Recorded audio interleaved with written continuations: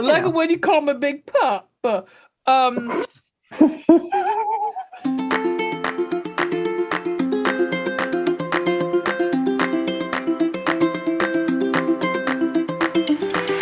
Hi, I'm Ray. And I'm Veronica. We're leaving it. Keep going. Keep rolling. And welcome to the Chick Lit Book Club podcast, where we read a romance novel and then we talk about it.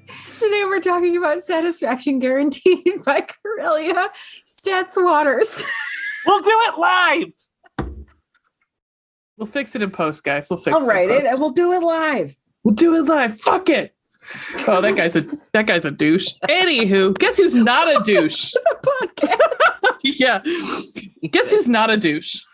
Our special guest. Yes. Who is our special guest tonight? Lee's back. Yay! Hello. He was doing the robot look like for about 2 seconds. No, it was the TLC waterfalls, right? Right. The little slash. Don't go chasing. God, that sounds stick depressing. to the rivers and That's the right. lakes that you're used to. Mm-hmm. R.I.P. Left Eye Lopez. Oh, that was sad. Anywho, we are super excited to have Lee back for episode 2 of Pride Month. Yeah. You know, we love Pride Month. Happy Pride. Happy Pride. Yes. Got my little Pride shirt on tonight. My little Love is Universal with the Star Trek Enterprise on it. Love that story. Mm-hmm. Thanks.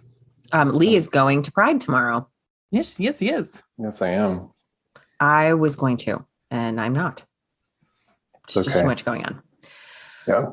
I will, however, be wearing as much as I can from the Target Pride collection, which I'm really into this year. I bought myself, yes, I bought myself a like skirt tulle thingy. A tutu. And and my kid has one also. Hers is just a legit rainbow. Mine is probably the bi flag. I'm not really sure. Mm-hmm. Hopefully that's not some appropriation, but you know, we never really know with me anyway, so it's all right. I love skirt tools. I've always wanted one. No, Target is on point this year with their swag. Isn't it great? Yeah. So, I also got all three of us I got Mr. Veronica and me hoodies because there's a joke with him that I always steal his hoodies and he gets upset about it. Anyway, but it's the one that says like everyone and it's in like all the colors. And then I got the same shirt for little V. I got one that says Equalidad a bunch of times on it. Mm-hmm. And I had it on for a meeting for work. And my boss is like, anyhow, what's on your shirt, Ray?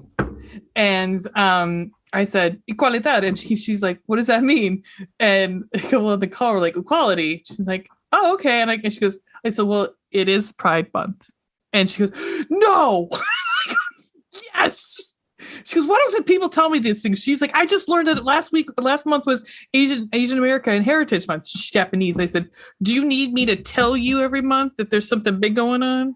Do you need a calendar? I'll be your Googs for you. There you go. Yep. So you guys know that there's that documentary on Netflix about Abercrombie and Fitch? I saw it. It's kind of boring.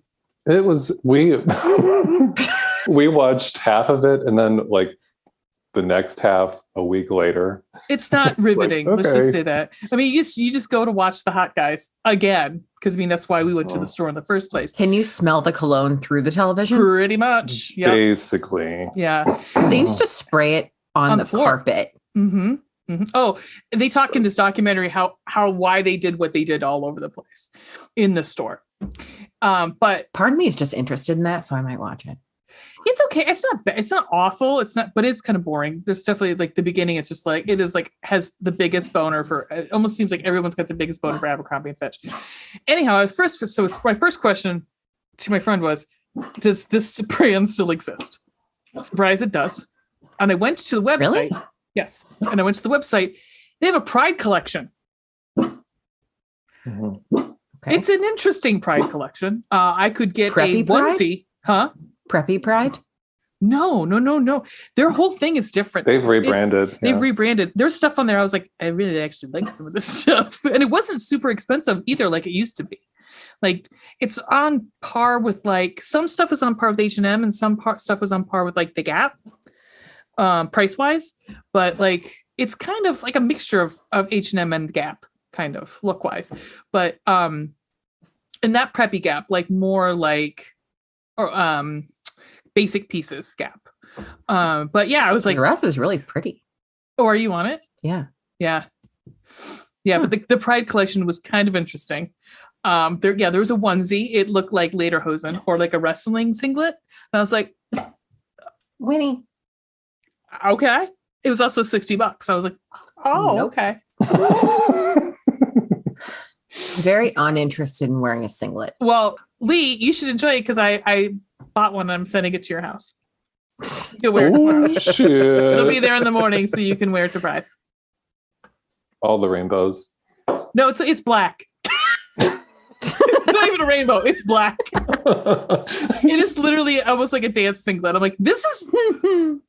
I mean, I guess you could put rainbows on it. I don't know. Maybe decorate it. Decorate your singlet. Okay. The thing at the top with like the scrolling pictures is going too fast. Well, you should rate them and tell them that. I'm going to. You write a strongly worded email. I'm gonna file a complaint. There's some people on the documentary. You could they probably still work for them because some of them were like still pretty gung ho about that place. I was like, Okay. Ooh, there's a Clueless shirt. Perhaps. Oh, you're right about that. Oh God. Did you find it? You found the onesie? Yep. I did. It looks like a wrestling singlet, does it not? It does. They're calling it a Pride onesie. I have a lot of questions as to why it's Pride. First of all, it's black. Yep. There's literally nothing. Like there's nothing on it except for this teeny tiny little logo. Anyway, perhaps it'd be funny if it was on the butt. It would be, but it's not. No. I also don't know if that's the front or the back. It could be on the butt then. Who knows? We don't know. No, it's too high up, I think. I don't know. Perhaps we should, I don't know, discuss some bright spots. Let's do that. Sorry, I Lee, derailed. Guest of honor. Yep. What's your bright spot this week? Well, it's been quite a week. It started with seeing my family. Yay. Very exciting. Which was wonderful. And now we're here. And then tomorrow's Pride. Yay. So good things. And that week on an even higher note, man. What? Heck yeah. God, I love Pride. Mm-hmm. Well, that's very exciting. Yeah, so it sounds like you had a decent week. Yeah. Veronica. Pretty decent. Pretty decent. Vanessa. Vanessa Carlton. Tell me something good. It's not been a great week for me. However, one awesome thing did happen, and that is that my kid graduated from pre-K. Yeah. And they did like a drive-through ceremony because COVID. And of course it was raining, but it was like really awesome. And we bought her a little like tiny kid cap and gown. And it was purple. Adorable. It was cute as fuck. And we like drove her through the little procession line, and they gave us like a little diploma, like rolled up with like a ribbon around it. And I had totally forgotten this, but when she started there, we had to like send her to school with like a binder with empty, like sheet protectors in it or whatever. Mm-hmm. And I had also forgotten that Mr. Veronica decorated that binder. So like there's pictures of her all over it and like her name in a rainbow. And it came back like stuffed full of artwork. And they did like graduation photos that I didn't know they were doing. So when they did school photos last time, they must have like dressed all of them up in like a cap and gown.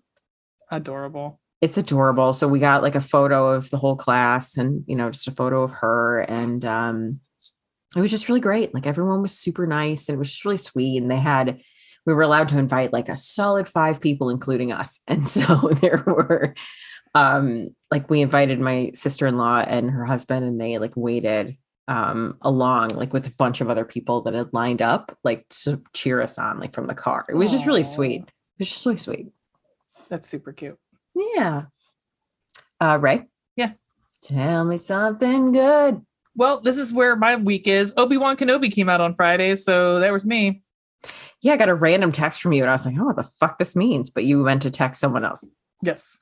Because when I use my laptop and text and my desktop, I fuck it up because all the screens. Yeah, it's good, guys. It's real good. Nice. Ewan McGregor. I mean, hello there. Cool. Hello. Yep, that's it. I'll take it. Yeah. Yep. I have something for you guys. Very exciting. Lee, I don't know if you are up to date on the show, but recently we've been doing a thing where Ray reads me a quiz from BuzzFeed and we take the quiz. Mm-hmm. It's pretty fun. And this one, I think you'll both enjoy. I'm genuinely curious if you would swipe right or pass on these iconic 2004 heartthrobs or not. Okay. I don't know, and under the subtitle is, I don't know why, but 2004 was the golden age of rom-com boys. Okay, the first is, and I'm going to say the name of the character. If you don't know, tell me, and I'll tell you who the person is, because some of these I don't know. Okay. But I know the actor. Noah Calhoun would have been The Notebook. Oh. Ryan Gosling. Swipe or pass? So smash or pass, basically, is what we're Pretty going much, on. Yeah. I am in the minority. I don't actually think Ryan Gosling's that hot. Nope, I'm the same way. We are in the minority together. Lee? I'll take whatever you got. Well, since you're outvoted on this one, we're going to pass this one. We do have a democracy here. And honestly, it was pretty close. 43 to 57, 43 us. So that's not actually bad. Austin Ames. Oh God, I don't know who this person is. It's that Cinderella story. Cinda with Ash. Hang on. One Tree Hill guy. Oh, I think. One Tree Hill. Chad Michael Murray? Yes. Yeah. Smash. I don't know who it is. Look him up. Wait. Chad. Hang on. I can help you. Oh, God damn. What was the name of that movie? Cinderella Story?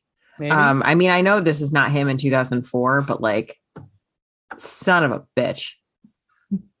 Yeah, I'd smash that up. Fuck! Oh my God! Smash it! Smash it! I want his face on. I want I want him on my face right now. Holy shit! God, he got hot. Yeah. Chad. Oh my God! Chad Michael Murray has eaten tuna every day for 15 years.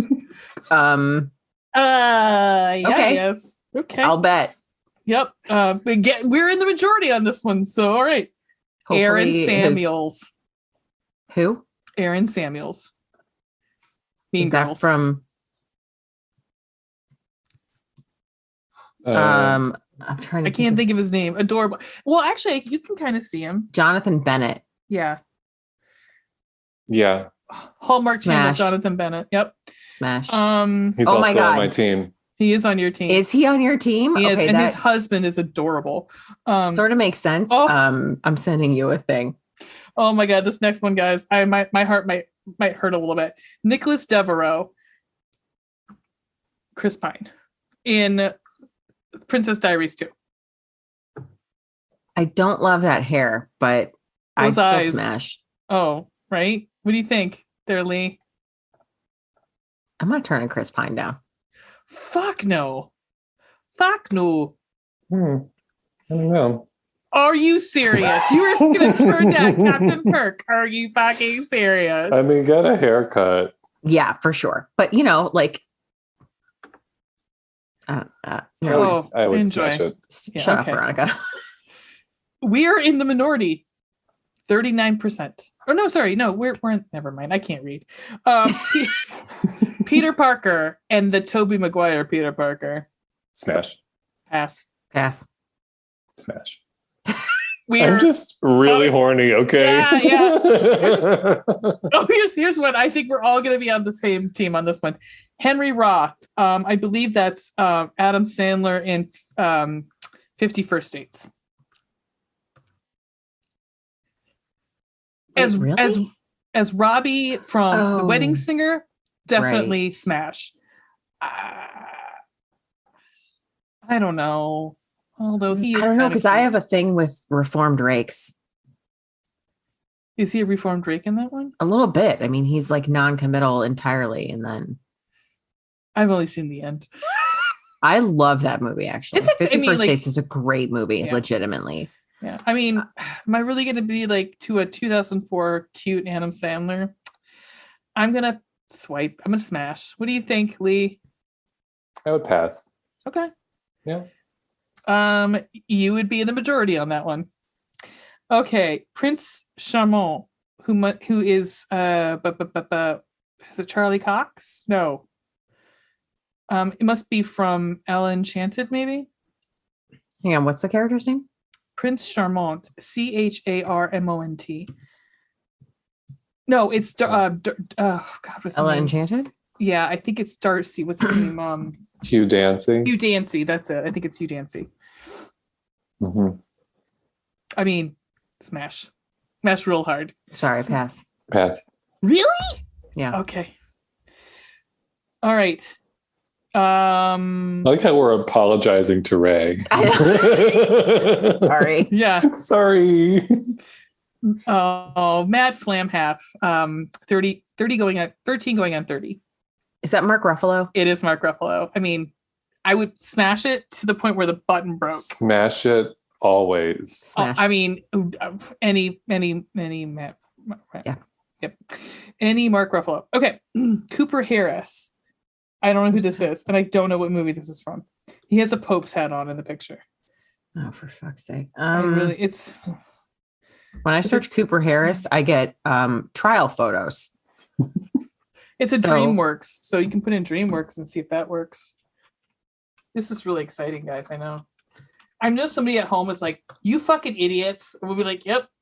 Oh, he's wearing a papal hat. I see it. Yeah. Okay. Oh, and you know how I literally just like the BuzzFeed quiz came up. Is he from, what movie is this from? Eurotrip?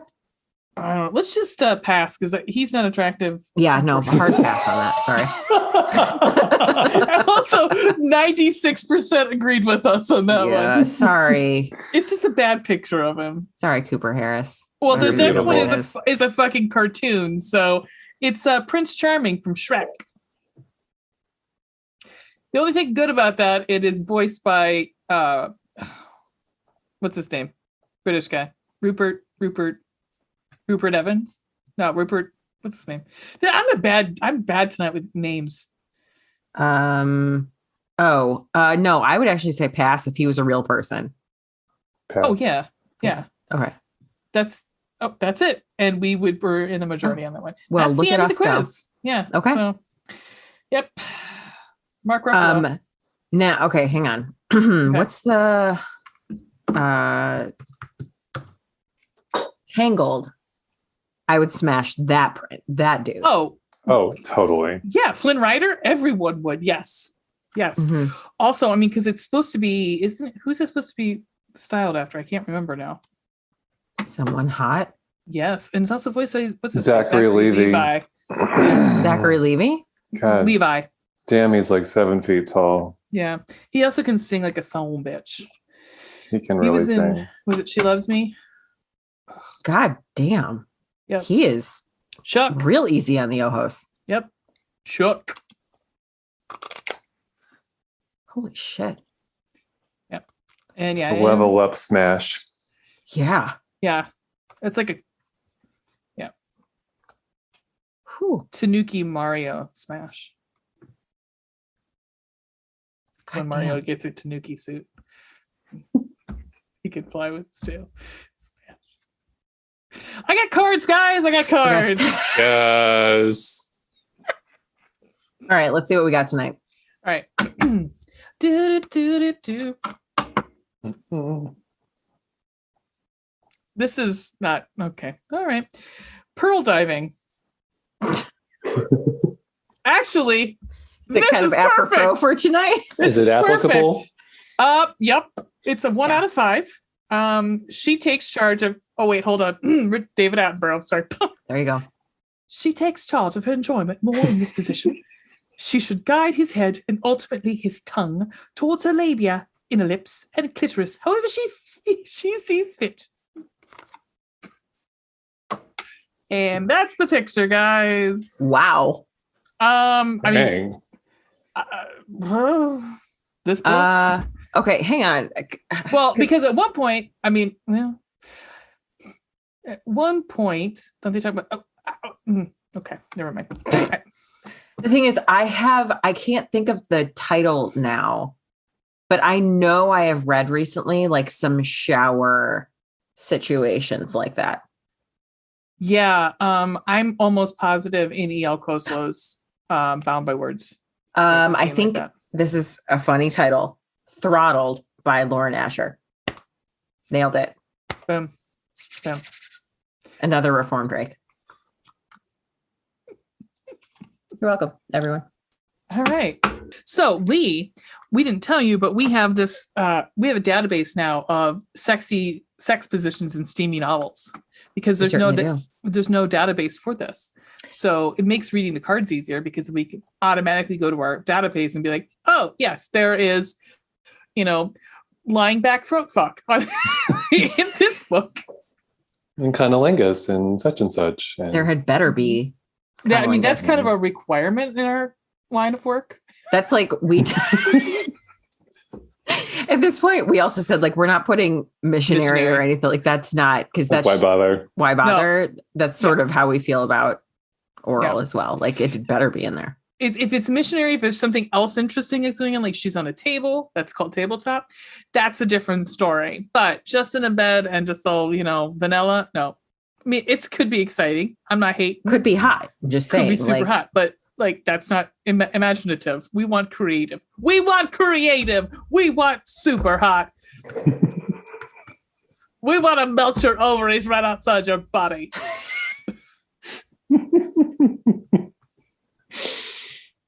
Amen. I've started using, instead of something, she's with the balls on her, I'm like, look at the ovaries on her. I like that.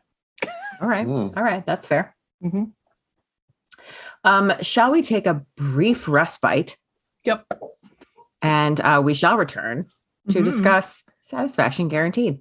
Do you know how long it'll take us? 2. 2.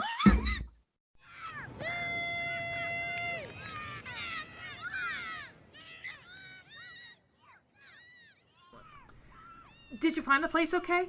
Sorry, it's kind of loud for a Saturday morning. Yeah, it's fine. Why are we at the park, though? Well, I wanted to start running drills. Drills? Yeah, like one-on-one passing. Like soccer? Yes! We need to hone them skills! Season's half over! Wait, what is happening? I figured we need to get in football shape for our new Ted Lasso podcast. Okay, to be fair, it will take more than just this to get us in football shape. Also, I have a lot of questions. Best way to understand the sport is to live it, right? Jason can use that in season 3. Okay, legitimately, that's a really good line. But right, we don't have time to start an offshoot podcast, and no one has time to edit it. But that's the great thing about Anchor.fm. Anchor will do all of that for us in one little place, like our own little Coach Beard. I know, that is one of the best things about Anchor. It's free, and the built-in tools allow us to record and edit your podcast right from your phone. Plus, they'll distribute it to Spotify, Apple Podcasts, so many of the other podcasting platforms. Wait, how good is your Roy Kent impression? Why would I be doing a Roy Kent impression? I've been working on mine. You want to hear it? No, there's kids everywhere. Little ears don't need to hear the F word this early. So we're not doing this? No, honey. Man. What am I going to do with all these soccer balls and goldfish? I don't even want to know why you have actual goldfish. To visualize being a goldfish. Will you take half of them? I can't guarantee my kid's not going to kill him, but yeah, okay. We're doing this. I believe we are not doing this. Oh, I believe we are. No, but we're not, though. Be curious, not judgmental. Right, I'm not being judgmental. I'm being realistic. Come on. It's a great... Barbecue sauce! Oh, we don't have time. We just don't have time. Onward, You're starting. forward. No, you're starting a horror movie podcast with Charlotte. We don't have time. I believe and believe. Oh God. And we're back. We're back, bitches. Welcome. So anywho,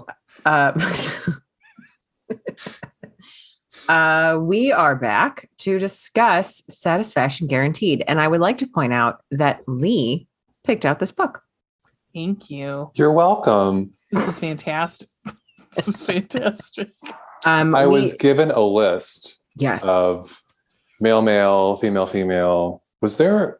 Those are the categories, right? those I think those were the two. Yeah. And I was like, we well, were doing, we already doing. we've done 2 males. Yeah, true. and we were doing the Alexis Hall last week, so we didn't want to. Which you might enjoy. Mhm. The heroine is a trans woman. And it's a historical romance. Mhm. It's pretty fascinating. Love that. Yeah, for sure. So anywho, this is probably all of our first female romance. Correct. Yep, love all around. Yes. And it's I shouldn't interesting. speak for Lee, but I'm pretty sure. I don't know if he loved it, but He at least enjoyed it, right? Yeah. Are you giving us a death glare? Because you're like, this is not terrible. a video podcast.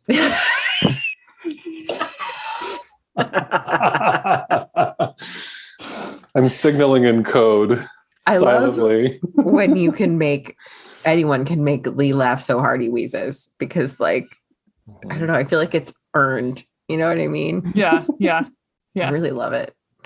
I love his giggle, just in I general. also love the giggle, but like, Mhm. I feel like when you make him laugh so hard that he wheezes and his head falls back, then it's like you earned that laugh. Yeah. Like that was actually funny. That wasn't just like a pity laugh. Last B3 Ween said somebody could Oh gosh. suck her clit, and I fucking lost it to the point where my stomach was hurting and I couldn't breathe. Is that like when you told Let me take me that that back. you... She said, "Suck my big fat clit," which is apropos for this book. So, would you like to read the summary?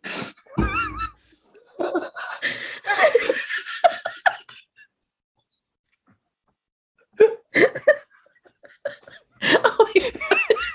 It gets funnier.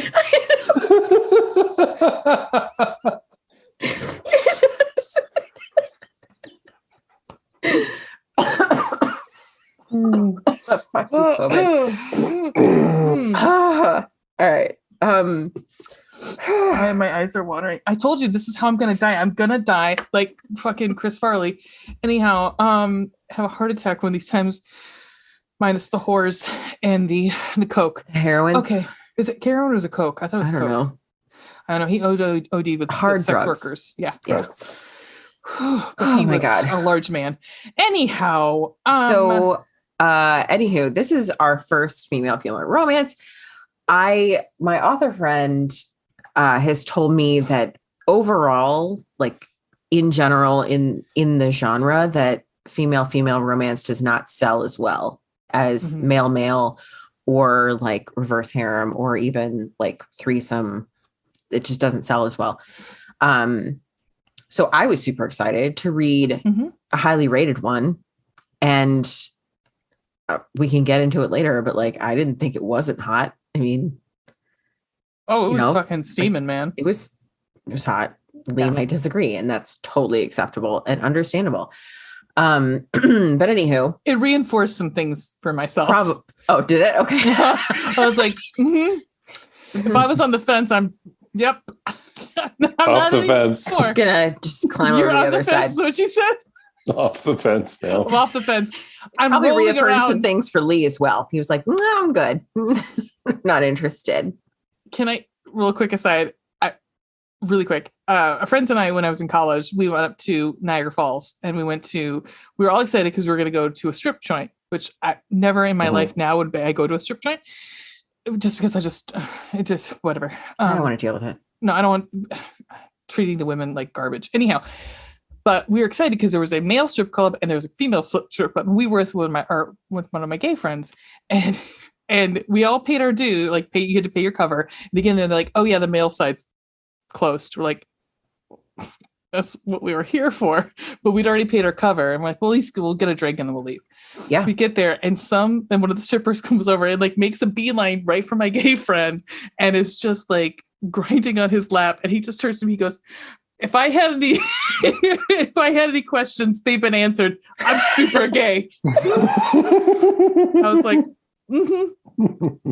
Yep. Yeah. Yep. Yeah. Cool. All right. So I can read the summary. Please do. I have it up. That's what he said.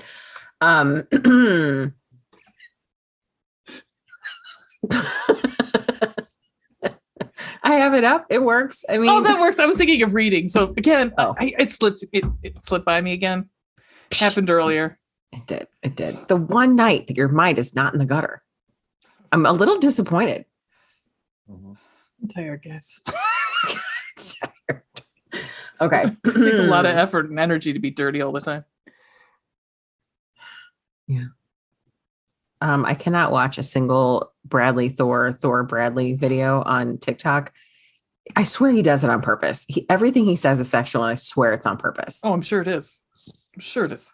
It's hot as hell. I could literally just watch him chop wood all evening. Anywho, I am happily married. So anyway, this is satisfaction guaranteed. For fans of Casey McQueeston and Abby Jimenez comes a bold, hilarious, and out-of-the-box novel about mixing business with battery-operated pleasure. When it comes to her career, Cade Elgin? I think it was Elgin. That's what I read. You listened to Elgin? Okay. Yeah. Cade Elgin has it all figured out. Only professional talk has become her default mode. Relationships are non-existent, and don't even mention the word orgasm. All work and no play makes Cade a dull human. But when she inherits a sex toy store, Cade is caught between business and a store filled with every imaginable kind of pleasure, including her infuriatingly irresponsible and deliciously sexy new coworker. Selena Mathis learned the hard way that she can have too much of a good thing, which is precisely why she's taken an oath of celibacy and is focusing on how to make satisfaction guaranteed a success. She won't mess up, not this time, but once again, Selena's emotions are getting in the way and tempting her with a serious attraction to buttoned up Cade. But the shop isn't exactly vibing. And Cade and Selena are on the verge of losing both their income and the possibility of love. Can they find a way to work together before satisfaction guaranteed runs out of batteries? The number of puns and innuendos. I enjoyed it. Yeah. So great. So we're also dedicating this episode to AdamandEve.com. Yeah, we are. So essentially what happens here, first of all, the book opens on Ruth's funeral. It's Cade's aunt. Mm-hmm. Her name is Cadence, but everybody calls her Cade. Opens I kind of love that. Yeah, I do too. I love both names because I love Selena Mathis. I love the last name Mathis. For some reason. I thought it flowed. Yeah. So it opens on Ruth's funeral, and Ruth, Cade's aunt, owned the sex toy store called Satisfaction Guaranteed. And Selena worked for her. Mm-hmm. So that and lived in her back, like her in-law there's like suite in the back. Mm-hmm, yeah. Of her property. This is Portland. Also, did it say in the summary? It did not say, but it is Portland. Portland. Mm-hmm. And now I want to go to Portland. I know. And drink coffee. And look for vampires. And wear a beanie and just like hang out. Yep. Isn't that close to Forks? In the rain. I don't know. I don't know how far up Portland is in Oregon. I don't know. Because Forks is in Washington, isn't it?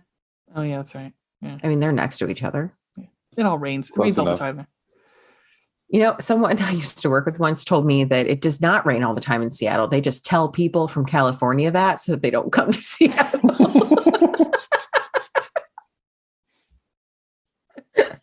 Yeah. I've never been to Seattle. I don't know, but I thought that was I funny. haven't either. In all my trips for work and stuff, I haven't. I've never gone. I've always wanted to. So anywho, that's where we are. Yeah, I don't think there's a lot. Do we need to add anything? I mean, well, I guess the Cade- big thing is Cade the lives in business New is York. not doing well. Yeah, yeah, the business is not doing well. like real not which doing of course no one knows other than Ruth, who is dead. Ruth was a nudist and had she was very open about sexuality. Obviously, she owned a sex toy store. But the store was not doing well. It was heavily in debt, and Selena didn't know that. So yeah, and as was the house, and it's always joked that Cade feels that she's like kind of switched at birth because she's so buttoned up, and she calls her herself the parents accountant. are not. They are not. They are not. They are not. No, her parents are smoking weed at the funeral in like the opening chapter. Yep, and yep. There's a lot with her parents. Alpacas. Oh my God, her fucking parents. Yep. Cade. So this is another important thing. I mean, you learn very quickly. Cade is she lives in New York.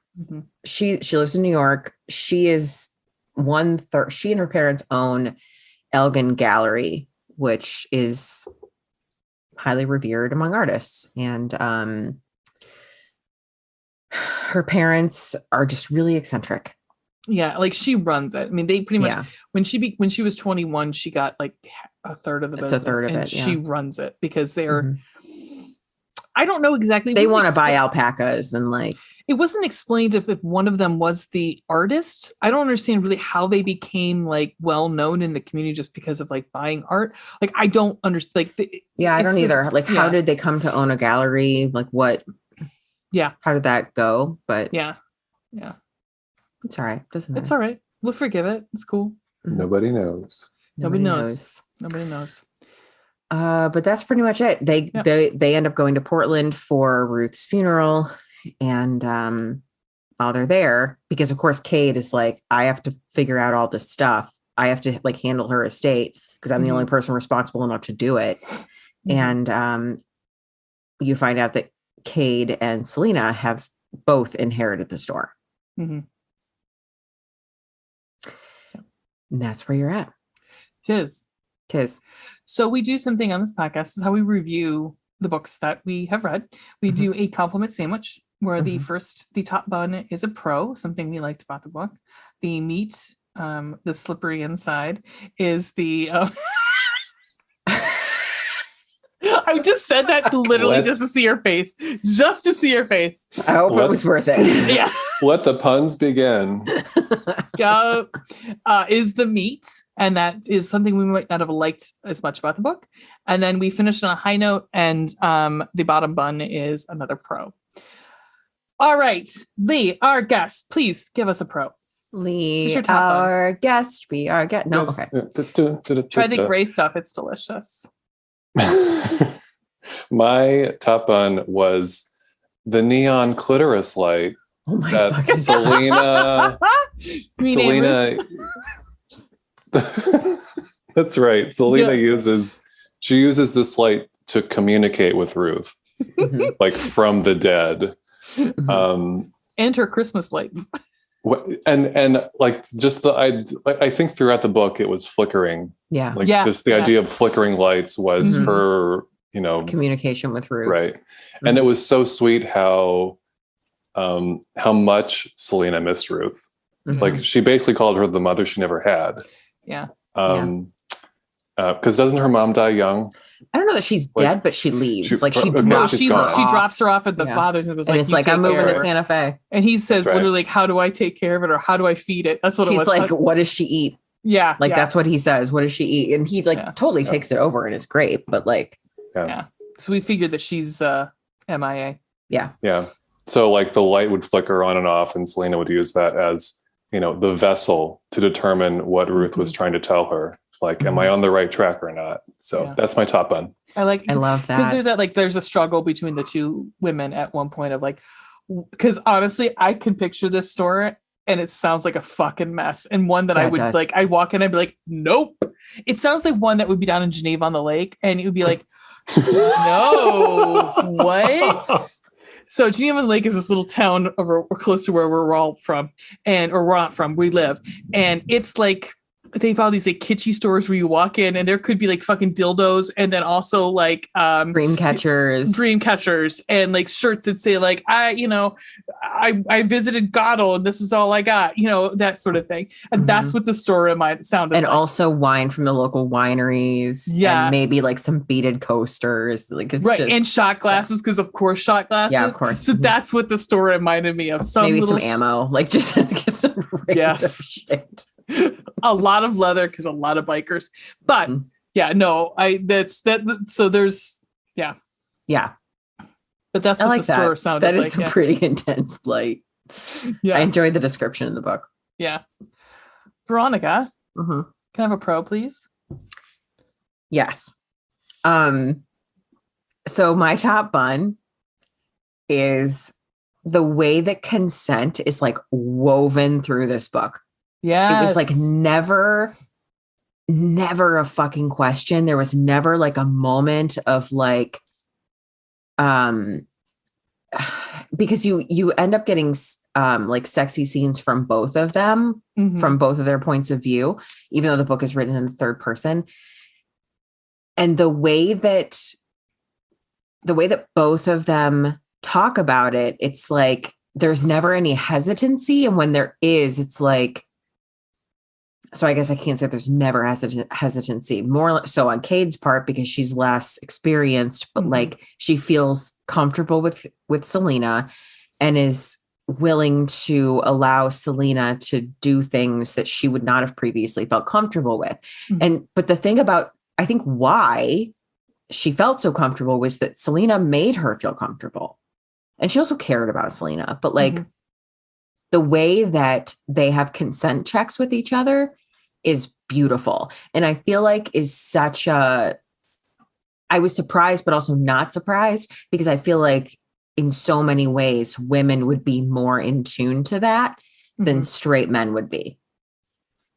Yes. So it would make more sense to me that in a female book, the consent aspect of it would not at all be a problem. Because I don't think it's not stressed enough, but I'm sorry, but the sexiest line in any book, that especially like historical romances, is "Can I kiss you?" That is seriously one of the fucking sexiest things on the fucking planet. May I kiss and one you? of them says that at this point in this book. Yeah, I was I kiss you? I was like, there's nothing sexier than that. Like, yes, you can kiss me wherever the fuck you want, please. Like the story about how Harry Styles, when he was on the Watermelon Sugar set, how he like asked all of the women if he had to touch them at all, like, in a totally fine, not sexual way. Like if he had to touch them at all, he would ask first. Yep. And when I read that story, I was like, kind of frozen, because I was like, who the fuck does that? And also I would jump you. We can also say that Harry Styles is he's like an absolutely amazing human in general. Yes. Like he's just an amazing man. At least he appears to be. It's not like any of us. I can't imagine you could play that too much anymore. And I think it would come to the surface pretty quickly if he wasn't as genuine as it. Probably. Someone would have a video of him doing something that you're like, you go fuck right off. Yeah, probably. Yeah. Ray? Yes. What is your top bun? My top bun is fucking Kate's parents. Oh my God. It was like every scene, it was just escalating. Like how much fucking crazier were they going to be? Like, and I loved every minute because they were just like, I've had friends who have had parents like this. Like, we're going to go live in the country and not have a working toilet. Like but they're artists, and yeah, it was, they were great. Again, I question how they amassed their wealth. So I'm going to read you a little bit about is after the funeral, and Kate goes back to her hotel room, and pretty much she just wants to like kind of sleep, and her parents have broken into her hotel room and are smoking pot because they got kicked out of their hotel room for like noise or whatever. Yep. It's for Pop because the neighbors were like, the smell was so bad that they called down the front desk. So this is Calendria. We met at the funeral, Kate's mother clarified to the couple. She said, and darlings, tell me your names again. The couple didn't seem to mind that they were smoking pot with people who did not know their names. Forrest, the man pressed his palm to his chest. Maple, the woman said. Maple, of course, the tree of sweetness, Kate's mother exclaimed. To her new friends, Kate's mother said, this is my daughter, my Athena, my jewel. Caden, sit down. We were just talking to Calendria about raising alpacas. I think we should get some. Where will you put them? Why was Kate entertaining this conversation? We could stable them upstate, or maybe keep them in the gallery. No, Kate's so responsible. She's the only real adult in our family. We think she was switched at birth. She's actually the daughter of accountants, but we'll keep her. She's ours now. Alpacas have soft feet, her father said. Lions have soft feet, Kate's voice rose. You could walk them, her mother added. Kate ran her hands through her hair, looking around for her laptops. Hopefully they weren't sitting under a bong. I will not walk anything. That's just, and then they go on to talk about how, I mean, this whole exchange is hysterical because at one point we're going to go dance on water under the stars and make garlands of river dance. The waters are sacred. Oh. And then in the next breath is, before I forget, here's the key to Ruth's house. The lawyer said there's some papers there you should pick up for tomorrow. Life is so burdened with paperwork. Like, in any other book, I would fucking hate these people, but they were written so well, and you're just kind of like you forgive them. You forgive them for them being such assholes, because they're kind of assholes. But yeah, I loved her parents. I mean, I don't doubt that at some point they did get a fucking alpaca, and like at one point, so one of the artists has dropped out of the exhibit, the exhibit. And because they convinced him to convinced him to drop out, basically. And they're like, here's a ticket to go stay in, what was it, Puerto Rico or something like that? Or somewhere in the Caribbean. Yeah. And they're like, oh, he's following his bliss or something like that. And she's like, we don't have anybody for March now, assholes. I'm here in Portland doing what you told me to do. And now there's nobody here for fucking March. And yeah, it's just... I have one. Hang on. There's a quote. It's part of Cade's internal monologue. She's at Ruth's house and is trying to like look through stuff and figure out what she needs and whatnot. And her best friend, Amy from New York, texts her to ask her how she's doing and if everything's okay. She says, "Are you okay?" Was she? Kate didn't even know. Her parents were annoying. Nothing new. She had to arrange for the cremation and mausoleum. Not that Ruth was going there. Call the lawyer, get the hotel, buy the airplane tickets. Her mother had offered to help, but her parents would have booked a Cessna and burned Ruth's body on a river.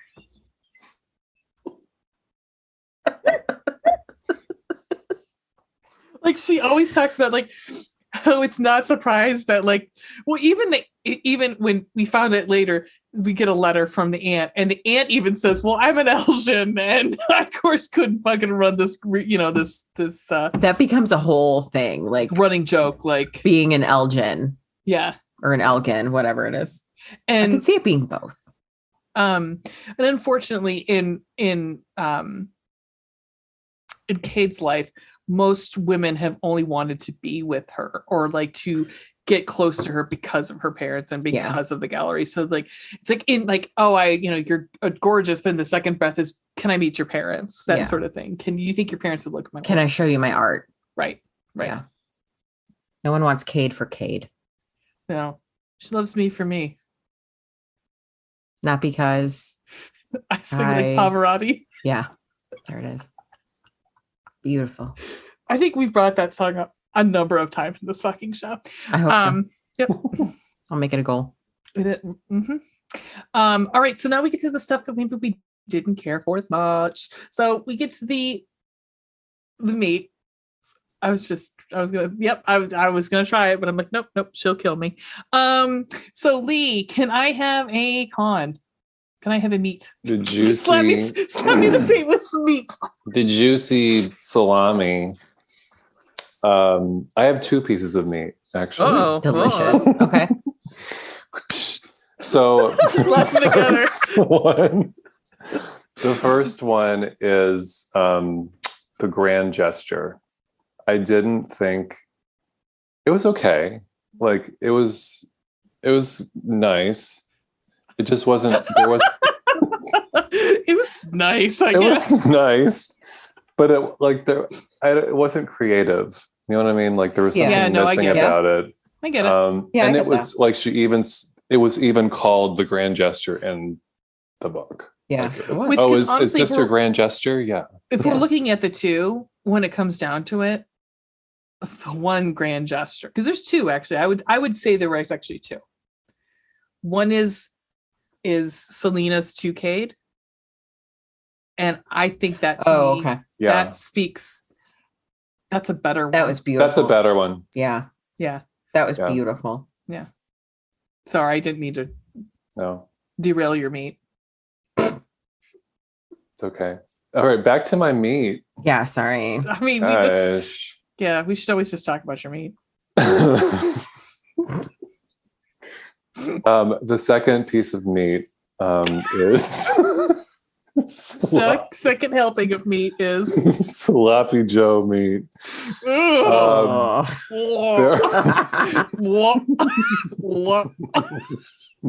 Man witch. Oh. Woman witch. Oh, God. Is the second It's one really is taking a turn. the buttons on Selena's phone. Like some of them don't work, the keys. It was a great setup, but there was no payoff. Agreed. Like that when she actually texts Cade and it's like a whole big. I was trying to figure out if it was what she was actually trying to. Yeah, text. same. I could not figure it out. Mm-mm. Yeah. I spent like 5 minutes trying to determine what she was trying to say. And I agree. And that would such a better like. I told you this. Like if she had like poured her heart out in a text, Yeah. but she couldn't read it. Like she needed a decoder ring to figure it out or something like that. Yeah. No. So And only like beautiful Adrian was able, what was his Beautiful name? Adrian. Mhm. Beautiful Adrian was able to actually decipher what her text meant. Yeah. No, I get that. Yeah. I can understand that for sure. Veronica. Okay. This is, I don't want to say too, I don't know. I mean, I don't know if this really ruins anything. It's a romance novel, you guys. I wasn't feeling the epilogue. Like, Yeah, I get it. Mhm. I didn't really like the concept of the like store sort of plus a gallery. Like I just, Oh yeah, and I have questions that I can ask. I was going to ask you guys off air because I don't want to ruin anything. But yeah, no, I get because I have a question about the store. well, yeah. I mean, I was like, really, I don't know. It was all right. It was all right. I love the book. I don't know. The epilogue was sort of a letdown for me. That's all. We could have cut it out. yeah, I felt it could have ended. Mhm. After like the Yeah. final chapter. Yeah. Yeah. Yeah. That's it. I really like this book. Yep. What about you, Ray? I have a con that goes into like not it's a con. It started as a con and then it ended, but it's not my bottom bun. But okay, I'm gonna be completely honest, guys. At first, I didn't like Selena. She was driving me fucking crazy. Like Yeah, I she can was see like, that. all I could think of was Veronica's, "You stupid handsome man." That's all I could think of. Is "You stupid beautiful woman." Like that's like she would say stuff. I'm like, do you have all your facilities, like all your faculties? Yeah. Like I'm like, are you like? She would say shit that I was like, what is happening? Like, but then she grew on me. She really did. But at first, like, so I'm going to say to anybody who's like reading this and is going, I can't warm up to Selena, or I can't stick with it, because you will warm up to Selena and you will really come to love her. But it is a tough sell for those of us who don't like really, and here's the thing, if you've listened to the podcast, I like strong blue stocking independent women, and not to say that Selena's not independent. She's not. Let's just say she's not, but that's part of her journey, because she's not. I mean, she has a very like horrible ex who, Yeah. Like abusive. abusive, who ex, at some point she's like, I know I'm going to go back to her. Yeah. And so, but that's her journey. And like the book, I begin to like her as she takes more stock of herself and gets more self-autonomy, and she actualizes, like, her self-actualization. I become to like her more. So that's probably the point of the book, is that maybe for those of us who like more of an independent, strong heroine, that's, possibly the point of it. But yes, that's my con. Yeah, I think that's fair. Yep. At the beginning, you really, especially the way you're introduced to her character. Oh my just God. Like, hysterical. But also you're like, what the fuck? Oh, I mean, some of the things she says at the first, you're like, I would be like, yeah, she seems like a nice person, but I'm like, 5 minutes in her presence, I'm like, I'm out, guys. I'm out. Like, it would just be a lot. But again, like you said, you'd always said, you stupid, beautiful woman. Like, your stupid, handsome face. Yeah, I want to punch your stupid, handsome face. I didn't want to punch her, but you know what I'm saying? Like, you stupid, beautiful woman. So let's get to that bottom bun, that juicy bottom bun. I want to reiterate that I am hungry, as I usually am by this point in the podcast. Yep. Lee, would you like to start us off? Jeez. I mean, I'm always hungry, so there's that. Well, I'm low carb now, so So you're also always hungry? Actually, no, really. The low carb kind of fills you up. You just eating like 40,000 vegetables a day. That and like meat. Delicious. Mm-hmm. Anywho, not making me less hungry. Hey, Lee, what is your bottom bun? I eat meat. I know. Yes, we know this. We know this. So hence the reason you're on the podcast. Ray took my bottom bun. Oh my God, son of a bitch! And Cade's parents, but that's okay. I'm the worst. You're a total clit. Guess what? Suck my big fat clit. So sure Lee's interested in that. However, it'd be the worst punishment. It would. There's so much to love in this book. Mm-hmm. I actually read the reading group guide at the end. I don't know if that's...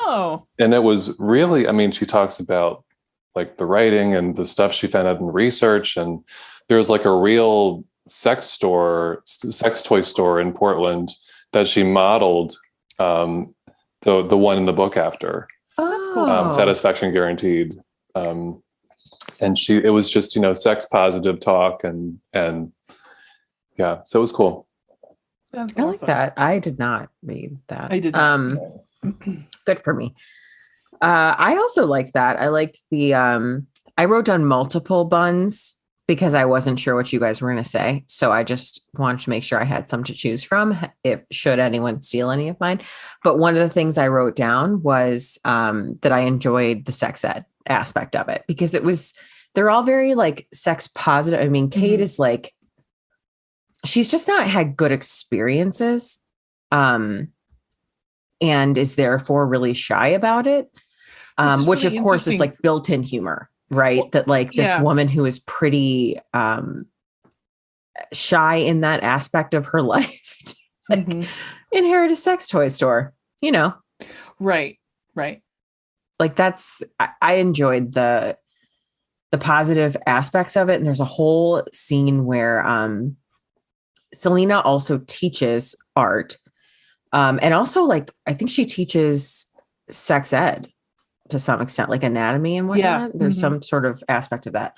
At any rate, at one point in the store, she teaches like a paint your vulva, like a paint and wine, whatever, like, but you're painting your vulva. And so like I thought was going to happen was not what happened. So I was thinking something completely different. Like actually like paint on your vagina. Oh, okay. Yeah, that also would have been weird. Yeah. But it was probably like painful. Or at some point, probably not awkward. Hygienic. No, definitely not hygienic. But it was basically like women took pictures of their vulvas and then came in and like painted them. And of course, Selena's like walking around, right? And she made sure to get Cade some wine because she knew that Cade would be like uncomfortable. And so she's walking around like looking at everything and is like complimenting each artist. And this one woman goes, "I don't like it. My labia look like crinkle fries." And Selena just goes, "But everyone loves crinkle fries. Like that's, it's great. It's beautiful because you're making it," which was also another theme in the book. That was just like, I really loved that. I loved that scene. Yeah. Yeah. Which is really just piggybacking off of Lee's bun.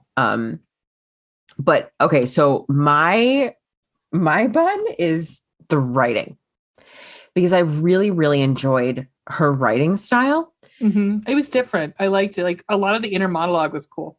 Yeah.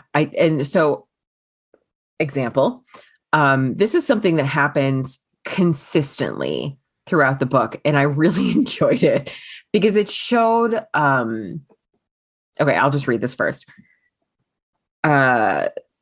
Selena says, "It's not as weird as it seems." Yes, it was. That's just a thing that like continually happens where she'll say one thing, but then her inner monologue confirms that she's fibbing or she's somehow like stretching the truth or is just flat out lying. Like she knows that that's not accurate, but she's not willing to admit it out loud yet. And I often wonder, I often wonder what other people's internal monologue is like, because mine is not very nice to me. And so I always wonder, like, what does the voice in other people's head sound like to them, And so for her, like hers is clearly checking her and is like, "No, it's not. It's not fine." So I feel like she acknowledges it. She knows, but she's just not willing to say it out loud and admit it to other people yet. Yeah. But I just generally really enjoyed the writing and thought it was just very sweet. It read well. It read quickly. Yeah. And it flowed well. There wasn't a lot of like, sometimes you get books that are just like pages and pages and pages of internal monologue with like no break whatsoever, and it gets boring. And there were certainly times where there was a lot of internal monologue, but I also wasn't bored by it. No, it read really fast. It did. Yeah. Even sometimes when there were pages of that, it would be interrupted by a discussion of like a text exchange, Cade would text Josiah or Amy and it would break it up. Yeah. A lot of that happened usually after big set pieces. Yeah. That's my bottom bun. I could have many because, as Lee said, there's a lot to love about this book. Yeah. Agreed. Ray, what is your bottom bun? So I came in with stereotypes in my head because of culture and society and everything. This book was definitely broke a lot of those stereotypes. And I was very pleasantly surprised because I think in our minds, what we think of female should, is because that's what culture tells us and what society tells us. That's what is so very not like in this book. I'm going to example this by this one quote that I love. They're at this cabin and Selena. So they're coded as Cade is like wears suits all the time, and Selena's wearing a freaking corset and like very like fake purple fur. Yeah, all of kind of like she's a hippie, a little bit of a hippie hipster, sort of like free spirit. And so you're not expecting her to do things like cut chop wood. So they go to this cabin. And Selena's like, "Come with me. I'm going to show you. I'll make a fire for us." Kind of like, I'm going to, I'm taking charge. And she goes out and she's like, "I'm an expert at chopping wood." And she just starts chopping wood. And Kate's just standing there like, "What?" And Selena goes, "You want to try one?"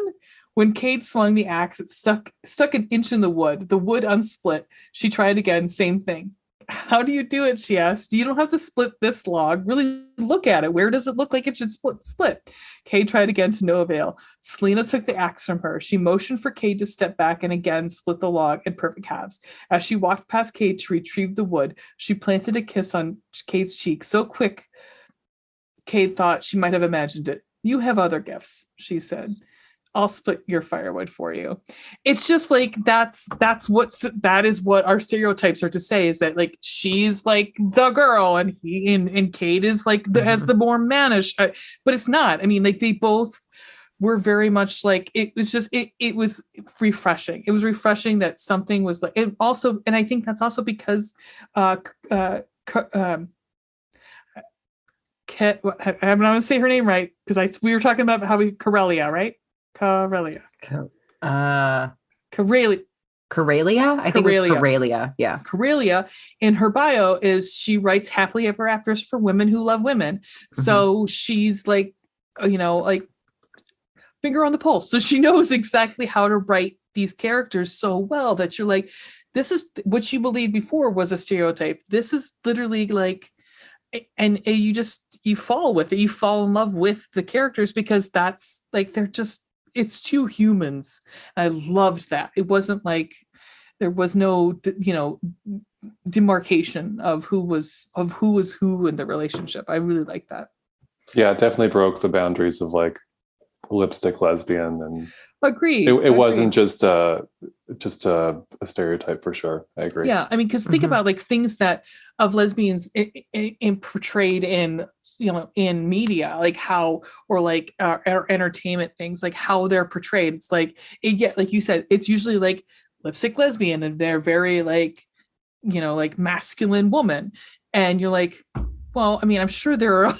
That's not. I mean, sure, that's just stereotypes. And here we got to see that, and I really, really enjoyed it. I concur. I really enjoyed that. Yeah, I liked it. I also enjoyed at one point there was a description of Cade where Selena describes her as like if Megan Rapinoe were wearing a power suit. Yeah. I enjoyed that. And Cade is like very athletic and used to row crew and still works out like daily. And so then I couldn't get like Megan Rapinoe or Rapinoe out of my head. Well, there's a point where they're this is like mid-fight, and this like I had to look up a lot of these things that were in this fight because I was like, I don't know what that means. And so Kate says, I know how to run a business. People won't shop here because they don't feel comfortable. Men, masked women, trans men, they won't feel comfortable. Everything here says cis, white, female, red hat society, YOLO. Literally everything says yellow. All this stuff says one kind of person belongs here. I had to look at what masked women were. I was like, I don't know what that means. Oh. So I had an idea, but I was like, I want to know what the actual definition is. So I understand that. Yeah. I learned a lot, guys. Fair enough. Learning. I mean, that's kind of nice, right? Learn Mm-hmm. things. Yep. Okay. Yeah. Do you have anything else? I was just looking for quotes, but I think. Cool. Can I read the one that I really love? Yeah, of course. it's towards the end, but it's not gonna spoil anything for you. And it just says something has happened, and it's very life-changing for Cade. And Cade could feel Selena's smile as Selena kissed her breast. "I'm not supposed to be proud," Selena said, her voice glowing with pride. "You're not my accomplishment, but I'm glad I was here." Yeah, that was very sweet. It was very sweet.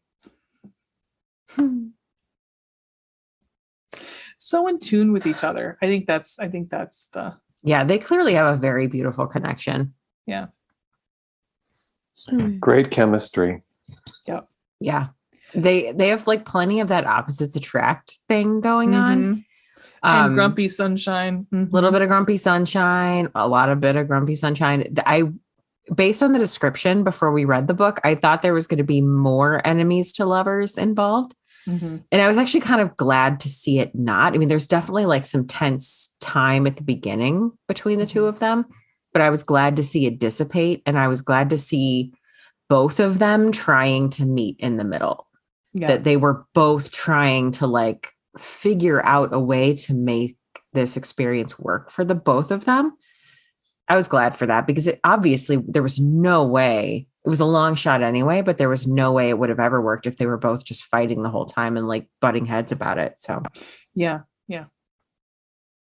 The one time I was glad to see less enemies to lovers than I was because they have a expecting. fight and it's pretty rough. I mean, they do have a fight and some things are said that I was like, well, that is not that cool.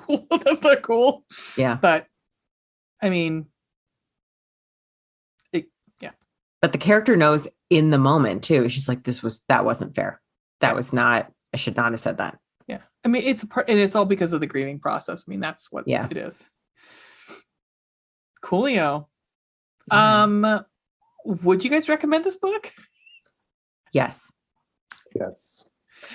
Would this book embarrass our moms? Certain parts, yes. Probably. Yeah. Mm-hmm. Yeah. Well, our moms, probably not. My mom. My mom, yes. I'm going to say yes. I think it would embarrass my mom, but I also feel like my mom should read this book. I think like the whole premise of the actual sex store, my mom would be like, no. I'm good. I think there's just this whole aspect of, and you and I have talked about this before, Ray, that I feel bad for like our mom's generation who didn't necessarily grow up in a time where they could like talk about sex with their friends like this. Yeah. And so I feel like Cade goes through this. Both characters go through a pretty significant change as characters and experience things that are developmentally important to them. And for Cade, part of that is her own like sexual journey. And I feel like women in our mom's generations like didn't get that. No, I mean, they also had to deal with 50s dad. So sure. I mean, right there, it was like, it was just a different time. Whereas I feel like women in our generation have been a little more free about it, have been able to like have conversations like this, to have a podcast where they talk about sex for 2 hours every 2 weeks. And, I mean, I feel like it could be a good read for people who maybe don't feel as comfortable with all of this business. Well, and I think as much as I hate 50 Shades of Grey, I'm going to give it credit where credit's due, where it has opened up that dialogue with groups of women who probably would never have talked about this sort of stuff before. So I will give the kudos to that. Otherwise, it's a piece of absolute fucking garbage. But it's a gateway garbage. It's gateway garbage. It's gateway garbage. There you go. Yep. Yeah, Mom.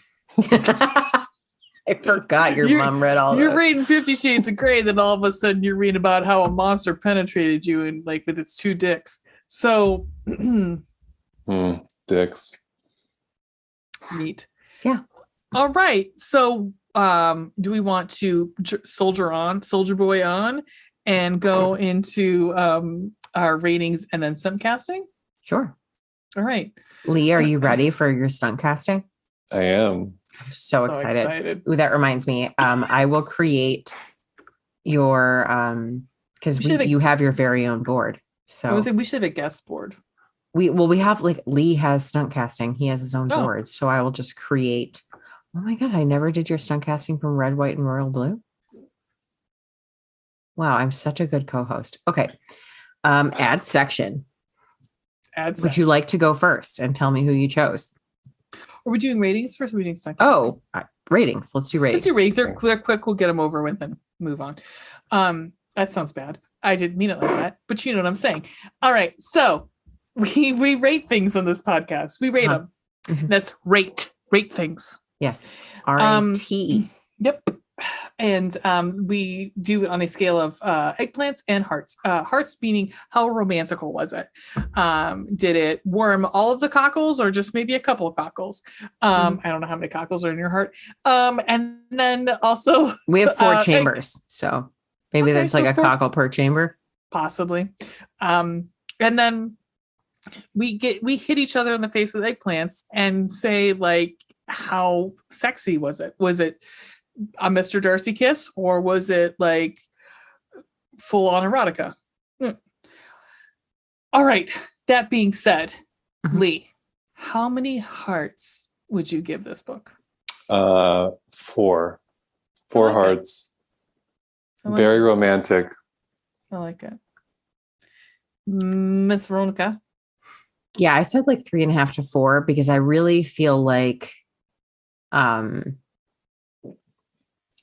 I understand Lee's point about like the one grand gesture not being up to par, but the other one was beautiful. And I also think that anytime you're including art of any kind, like whether that's music or like paintings or whatever, that is gorgeous. And the way that they talk about paintings and like how the artist puts their soul on that canvas, it's romantical, you know? Yeah. What about you, Ray? I'm going to say 4 for everything you guys just said, plus the name on that grand gesture. Yeah. Yeah. It's because at one, yep. That's all I'm going to say. All right. So hit me in the face with your eggplants. Although in this point, there are no eggplants. Oh, yeah. Hit me in your face with some peaches. Because she says, I eat you like a peach at one point. Oh, she did. She definitely did. So does Nicolas Cage in Face Off. I eat her like a peach. Anyhow, fuzzy peaches. How many fuzzy peaches would you give? Wow. So, okay. I'm going to go with 4. This is my 3rd book I've read with y'all. This was way hotter than either of the 2 male romance novels we read. Like this was like, it was all clits. It was all clits. Okay, there was no dick. There was a strap on. There was a strap on at one point. Which I'm not gonna lie, I was kind of like, oh, that's it. Like I was kind of like, oh, okay, I could have done a little bit more. I mean, not a real dick. No, but okay. Like there was no fade to black in the book. Yeah, it was like, this is what's happening with this clitoris right now. So 4. Sidebar: the Alexis Hall we read, there was a sex scene in it. That is probably the most explicit sex scene that we will get from Alexis Hall. Yeah. And that book is called A Lady for a Duke. Recommend. Yeah. It's long, but I got my physical copy but in the mail and it was this big. So there you go. Also, thank you, Alexis, for your signature and your little thing that it was water damaged, so I couldn't see what you actually wrote, but we kind of figured out what it said. I think we figured out what it said. You texted me a picture. Yeah. Anyhow, keep going. So it's one of the values of our podcast. We love Alexis Hall. Me too. Fuck off, fuckers. Okay, keep going. For the record, she was talking to her dogs. Yeah, they're singing the song of their people. Yes. I also said like 3.5 to 4. I mean, it was hot. I wasn't sure like how. it was my first female romance. And so I wasn't sure like how hot it would really be when I read it, but it was hot. It was hot.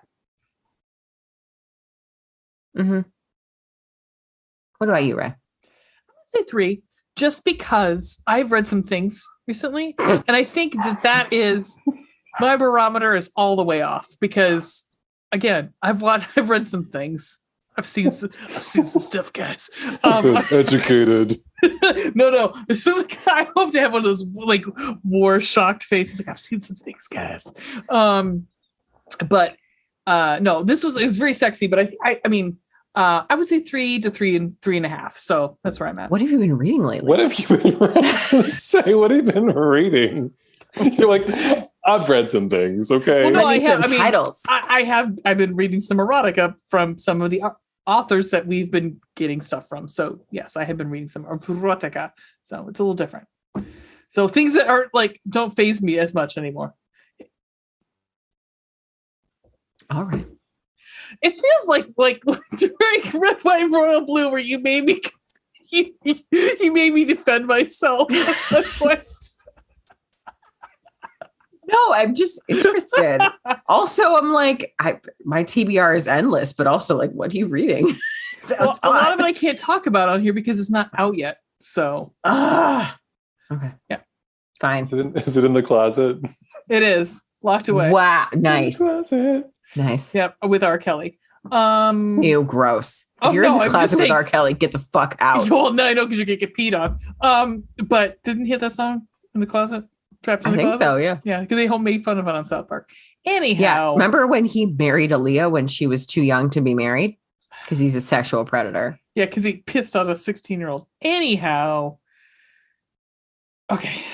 For the Suncasting. Okay.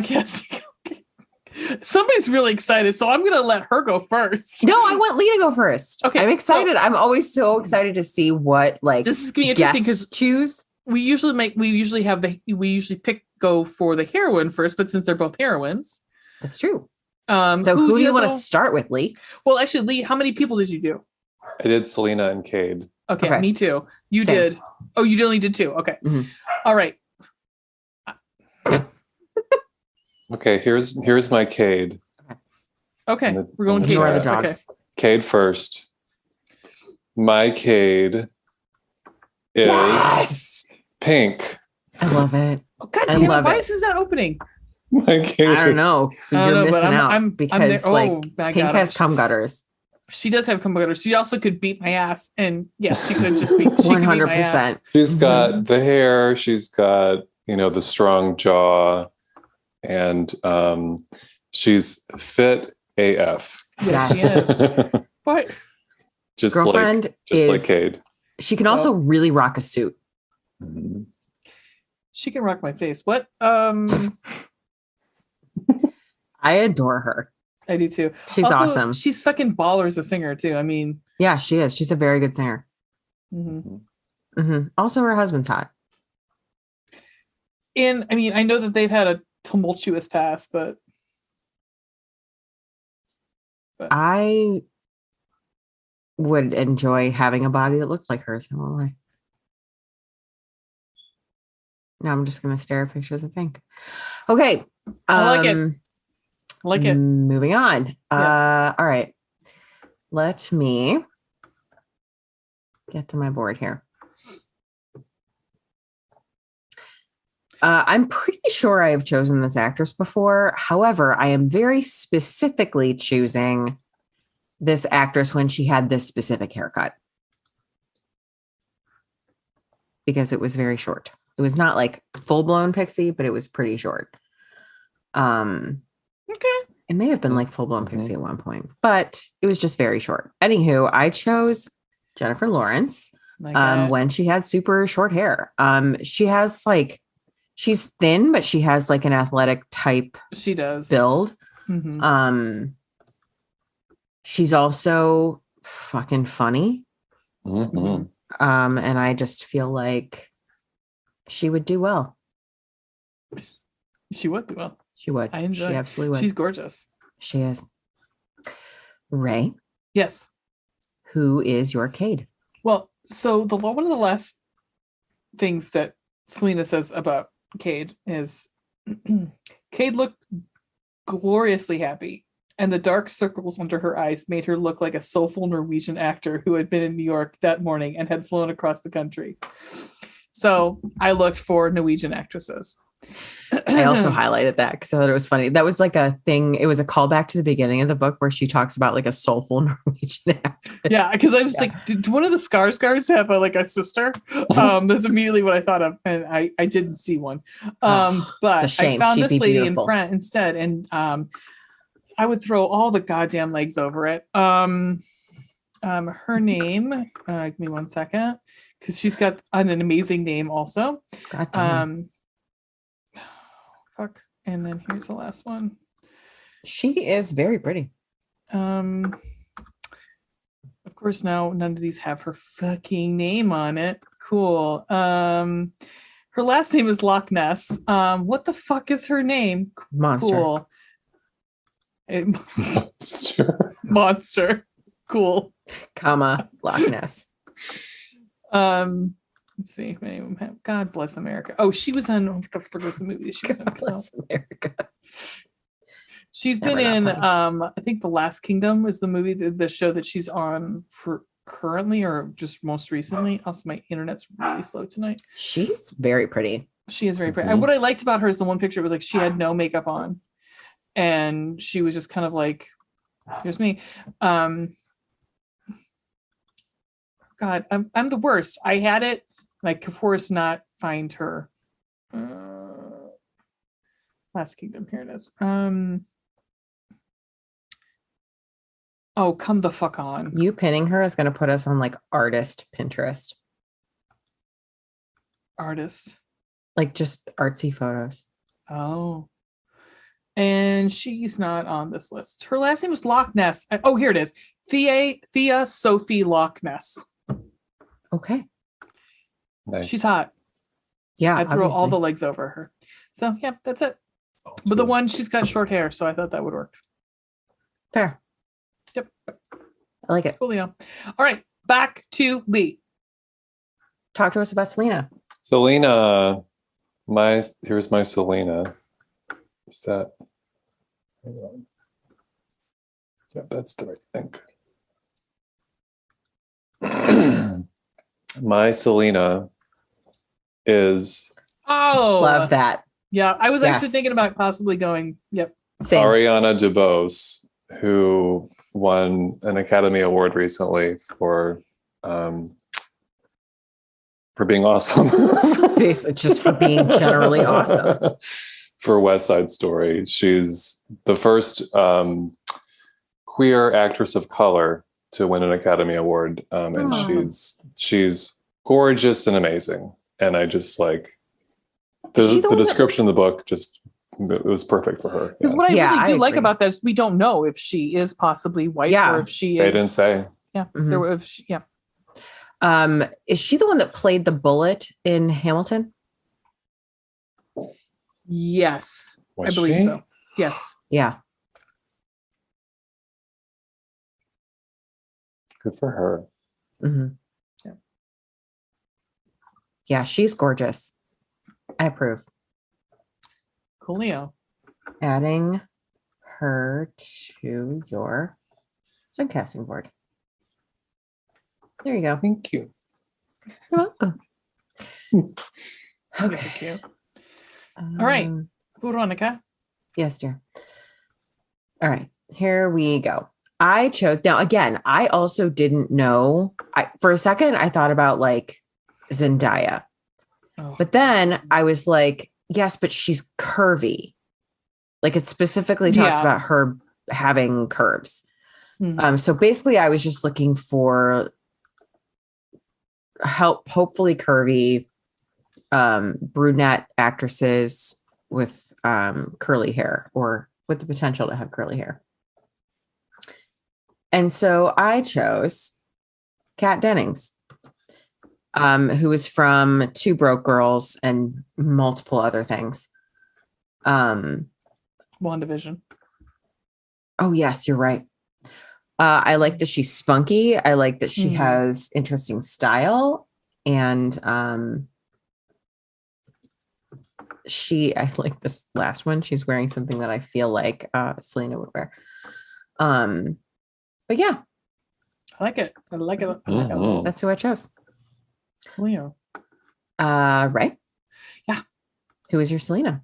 So I too was trying to find somebody spunky, and I liked who I used last week, but I was not going to use her again, obviously. Last week I used Juno Temple. Mhm. And so this is my Selena. She's British also, but she does American pretty well, American accent. Her name is Ella Purnell. She is mostly known for Yellow Jackets. That's one of the big shows she's in. but she is also in she was in Miss Peregrine's Home for Peculiar Children. She was in Army of the Dead, was another big thing. Never Let Me Go, which if you've not read the book and or seen the movie, it's fantastic. You should do both. Also get ready to fucking cry. I'm the only person I know who did not cry reading that book. Really? Yeah. I mean, it was a good book. I just didn't cry. It's depressing as fuck. I guess why. Yeah. Um Anyway. But yeah, that's it. That is her. I like That's it. who I like it. Excellent job, everyone. Yes. Very Oh, good. Wait, hold on. Do one My of them get dogs are downstairs. Yeah, Oh. Bucky's down here. I'm licking my legs, so he got past the gate. Busted through the gate. It's the ghost of pride. Would you like to see Bucky? Yes, of course. What is that a question? Bucky Barnes! Bucky! Oh, Bucky S. Barnes. Bucky Sebastian Barnes, are you adorable? Yes, you are. Yes. Yes, you are. You're a handsome Bucky's man. the best. You are a handsome man. Oh, he's such a handsome boy. Oh, thank you. Thank you for. Oh, thank you. I bet Bucky's a countertenor. A castrati, perhaps? He is now. Okay. Thanks, doing- Mom. You doing a good job. There you go. I don't know how you got down here. Sorry, not sorry. The magic will. Okay, no, we're not playing. We're not playing. You're a baby doll, but no. Okay. All right. So we're gonna take a break, right? Yes. And we're gonna come back. Brief And we're gonna talk respite. about recommendations. Mhm. We'll Yeah. be back in 2 and 2. There you go. Boom, boom, boom.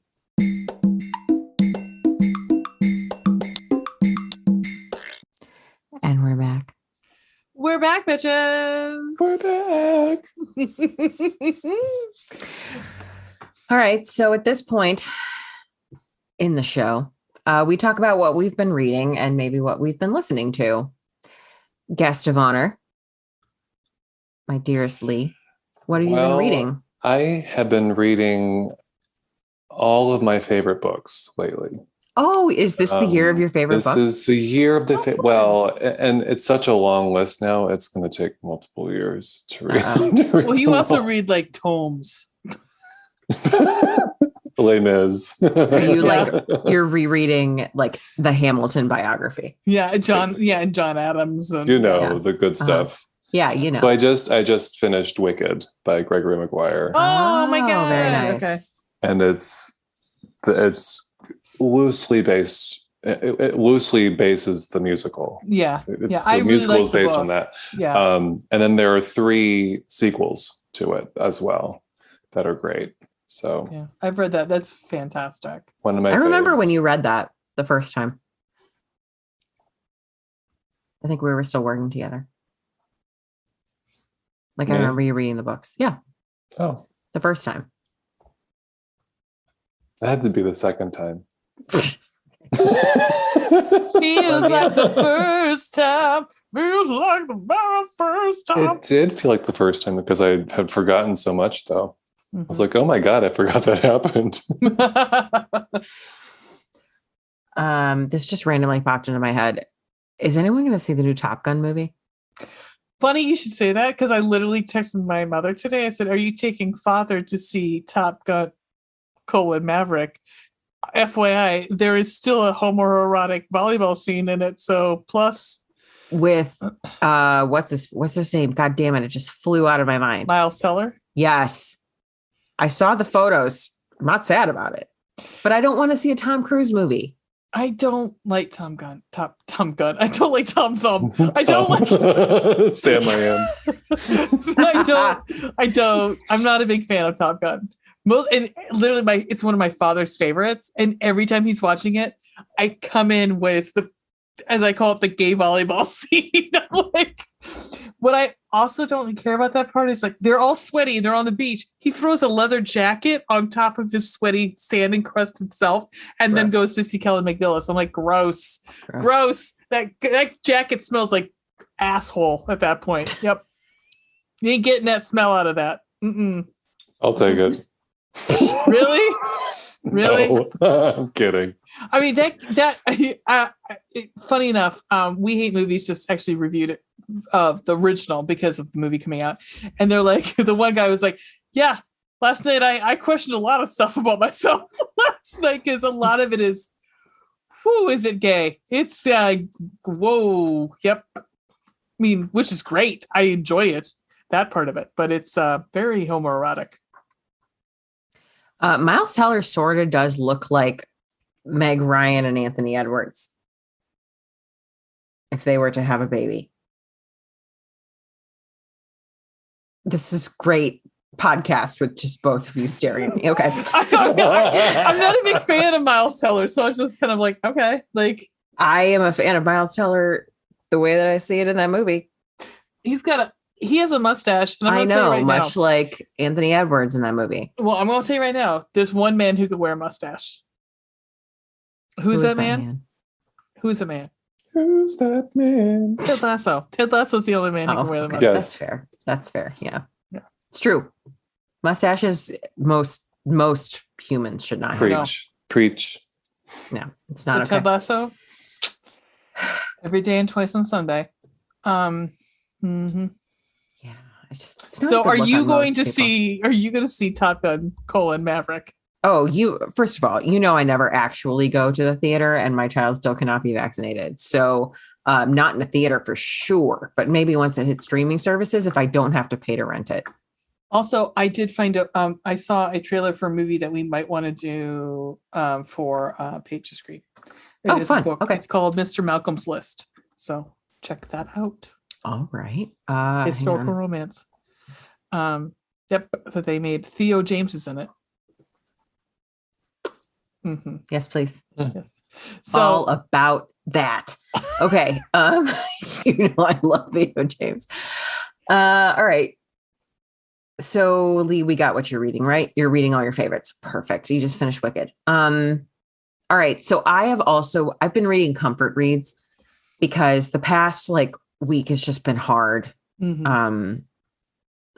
Just emotionally draining on so many levels. And aside from this book that I knew I needed to read for the podcast, I've just wanted to read things I've already read. I've read that that's sort of an anxiety thing where that's one of the reasons that people with anxiety like to watch reruns of shows. So I guess rereading books that I love. So one of the things that I went back to this week was Between the Pages by Amanda Richardson, which is one that I go back to maybe an uncomfortable number of times. I don't know. I just love that fucking book. So anyway, I read a significant portion of Between the Pages in the past week. And then just some random, I had started Obsessed from Jolie Vines and didn't finish it. So I finished that and just I just couldn't commit to anything other than this because I love you guys. We love you too. Thank God. Ray, what are you reading? So a friend of mine, other than straight up erotica, apparently. Yeah. So a friend of mine needed some, she just wanted a diversion. So I was like, well, I know. Also, my dog is licking my leg right now. It's really distracting. I was like, I know what will divert you is book boyfriends. Mm-hmm. So I, the other night, sent her all of the wonderful quotes from mostly Julia Quinn and Lisa Kleypas novels. Yeah. One was, of course, Colin's Romancing Mr. Bridgerton. I knew it. But it was, and he kissed Penelope Featherington, and it was glorious.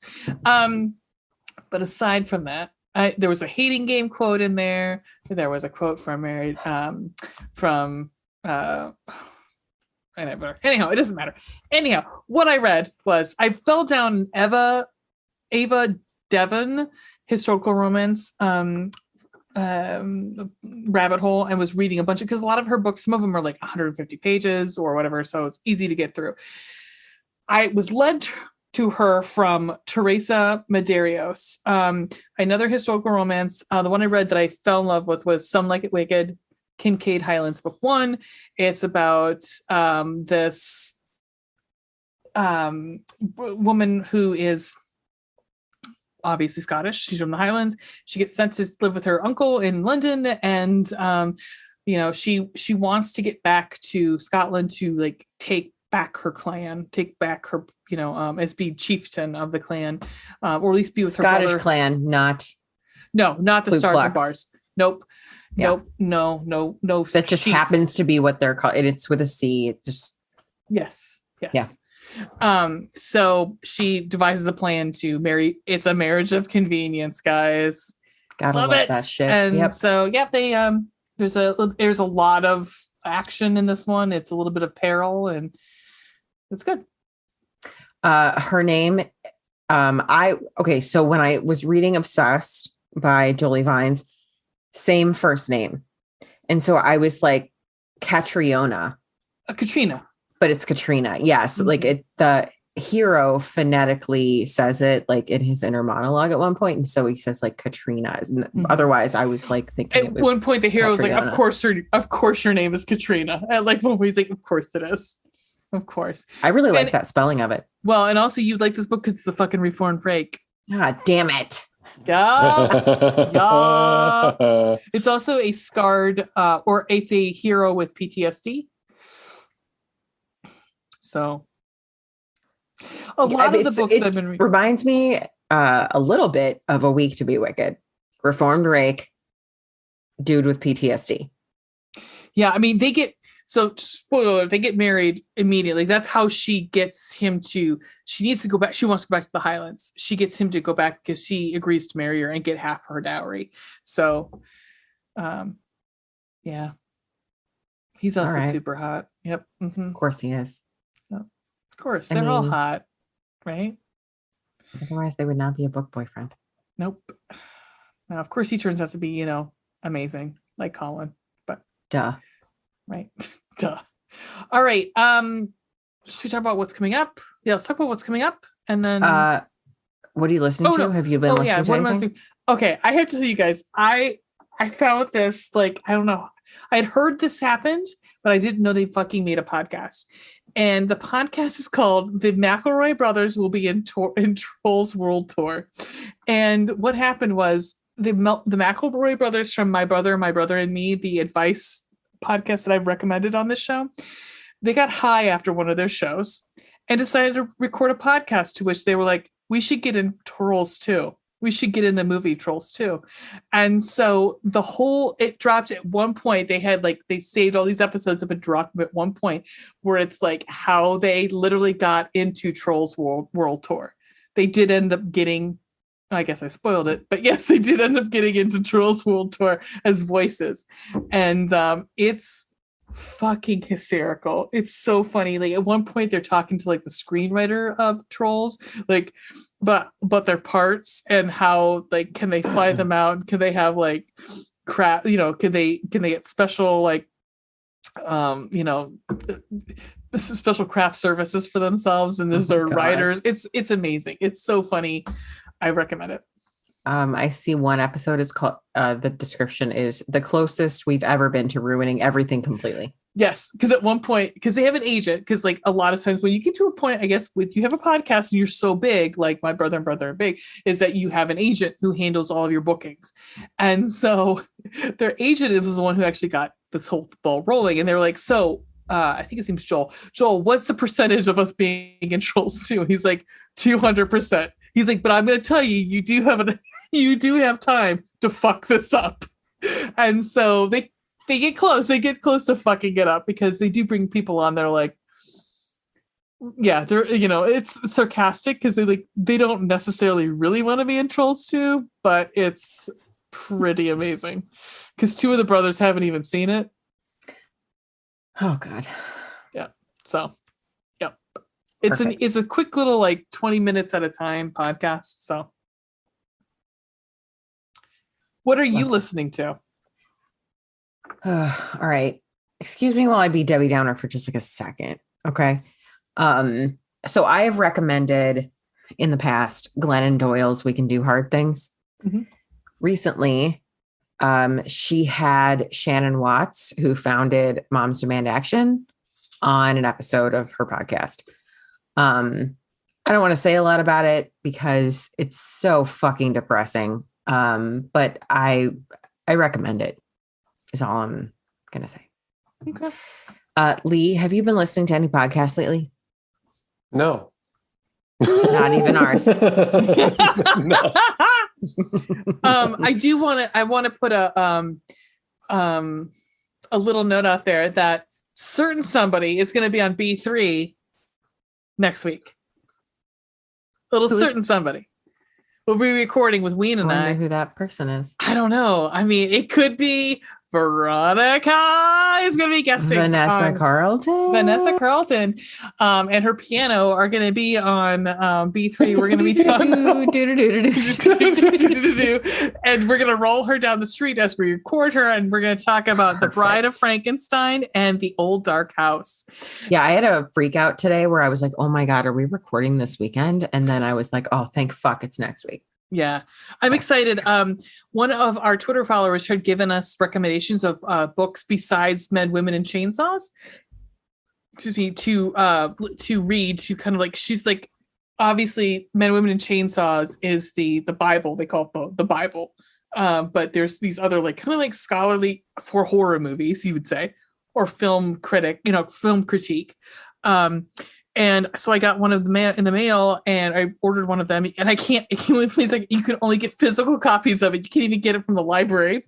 And I got it, and there is an essay on The Old Dark House, so I'm very excited. I'm also very excited to talk about James Whale, because we're going to be talking, because both were directed by James Whale, so I'm very excited about.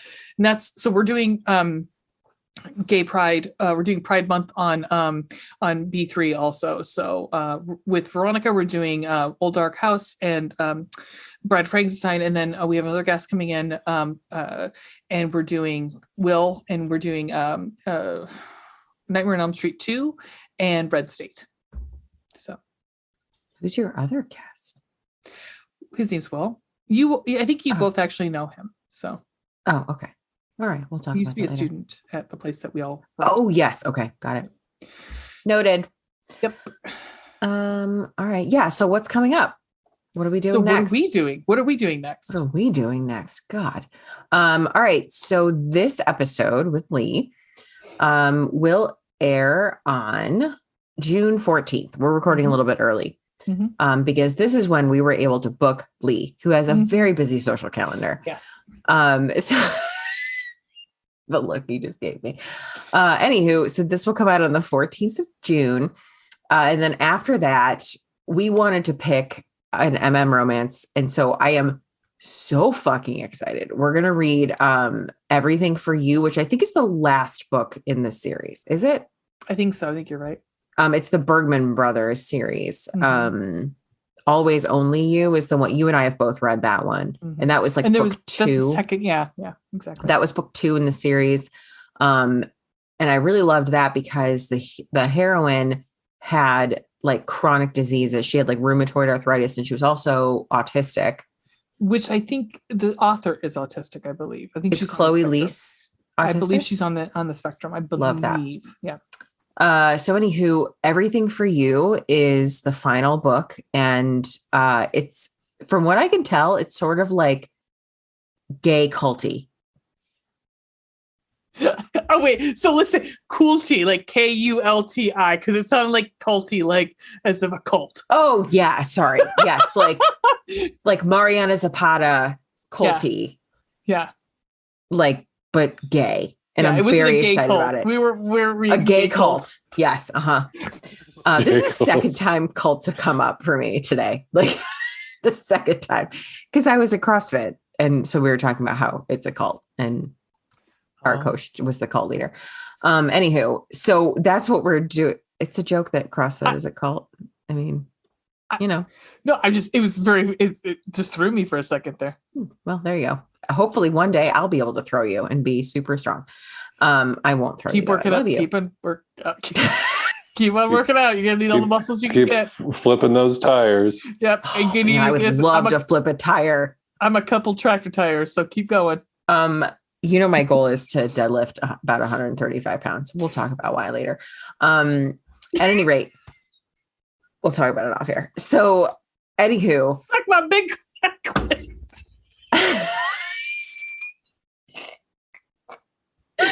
Okay, sorry. Everything for you. Gay, Reiner Culty. Yes. Yes. Super excited. Like the Bergman brother is like younger and up and coming. Like he's already very successful, but is sort of like in the Jamie Tart situation. Fucking Jamie Tart. And then like the older veteran dude on the team is like grumpy culty, and it's Roy and Jamie Tart. It is a little bit Roy and Jamie Tart. I'm very excited about it. I'm now very super excited about it. Super stoked. I want to read it. You should. You really should. You come back. You can record again. Yeah. So anyway, and then in July, the plan is to do Penny Read Month. Penny. So I know it depends. So folk are going to find out will either come out at the end of June or the end of July. She has tentatively moved the release date just in case, because she's having it sounds like medical problems. So just to be safe, she bumped the date out, but it should still come out at the end of July. So we will either do Hooker and the Hermit and then folk around and find out, or we will do the reverse of that. So anywho, that's Penny Read Month. And then we have an open spot for August 9th, but on August 23rd, Lee is coming back for a husband material. Yay! Very excited. Eagerly awaiting. Mm-hmm. But that's what's up. We don't have anything else planned.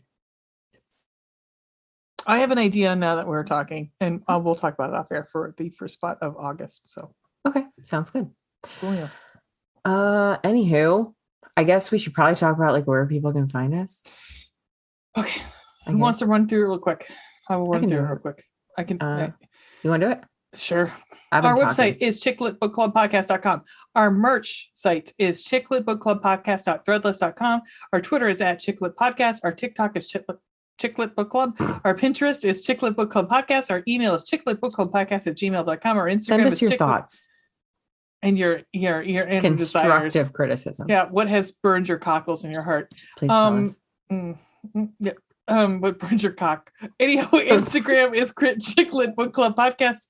Our YouTubes are fucking YouTube. Like, go there, please. Just go there. Yeah, Facebook, just whatever. I mean, again, we don't use Facebook. We use it just mostly as anyhow, how everyone else uses it. We don't get our news from there. Our Patreon, we have an amazing Patreon and we're very excited about it. And we have levels. We have levels up. Yeah, but I need to add more. Okay. We've got our dudes that are on our shirt, which again, if you have not seen our shirt, please go find our shirt. We have two shirts actually. Shirt.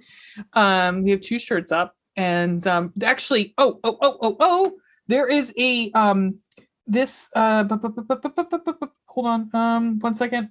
Shit. Okay. There's a site-wide sale that is ending. Any regular t-shirt you want is only $12 when you use the code 12TEES. And that's capital T-E. They're all caps. T-E-E-S. So that's again 12TEES. Okay. Yeah. When does that end? Applicable. Yeah, I don't know. I mean, hopefully, no, fuck. It's probably like tomorrow. It's probably like by the time this airs, it will be irrelevant. To use it. Don't worry about it. Just try it. Just try it. Yeah. So awesome. Love that story. Lee, darling, thank you so much for gracing us with your presence. We love it when you come on the show. Thank you for having me, as always. Yay. Love you. We love you. Hard. So good to see your face. Last time I saw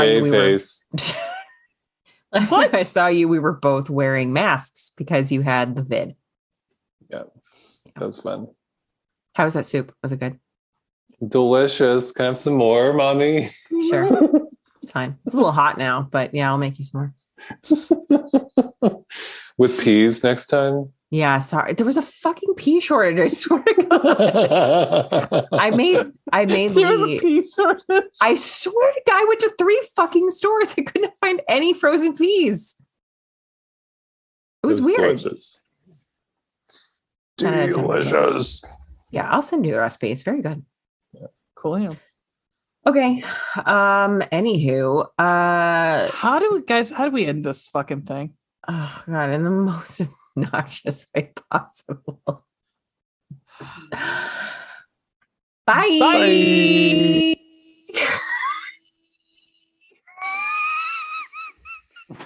I love it when it cuts out. It just makes me so happy. I like when you break the sound barrier.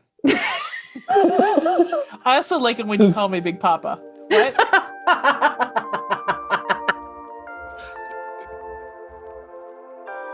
So I like breaking a diaphragm. Ouch.